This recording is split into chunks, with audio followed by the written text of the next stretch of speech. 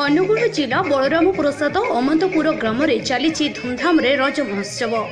अमंतपुर ग्राम उन्नयन कमिटीर समस्त सदस्यों द्वारा ग्राम यात्रा पड़िया आयोजन कर रज महोत्सव ग्रामर समस्त आबल वृद्ध वनिता जोग देइछन्ति। आज रजर प्रथम दिन अर्थात पहली रजरे बहु झील समस्ते अलता कुमकुम सहित नुआ पोशाक परिधान करी सजबज होई रजदोली खेली रजपान खाई ओडिशारे ओडिया माटी रे पारंपरिक रीतिनीति पालन करछन्ति। एही रज महोत्सव दीर्घ 4 दिन धरी ओडिशार पुरपल्ली रे पालन हेबो। समस्त घरे पिठापणा सहित आमिष भोजन तैयारी होई सेवन हेबो। प्रथम दिन को पहली रज, द्वितीय दिन को संक्रांति, तृतीय दिन को बसुमती स्नान, चतुर्थ दिन को भूई नियण बोली पालन करा जायथे।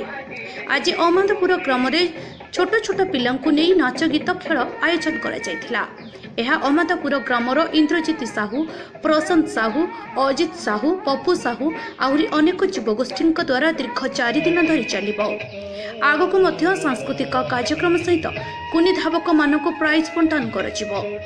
आज रजदोली खेलिबा सहित पोची रोमाल, चूड़ी एवं अन्य प्रकार खेल एवं गीत बनस्ती डाकिला गज बरस गीतरे आसीची रजल बेगी हुओ सजबाज। रजदोली कटमट मो भाई मुंडरे सुना मुकुट गीत गाई छोटरू बड़ झिया माने मजा नेउथिले। अनुगुल देवाशीष साहू रिपोर्ट अपराह्न लाइव।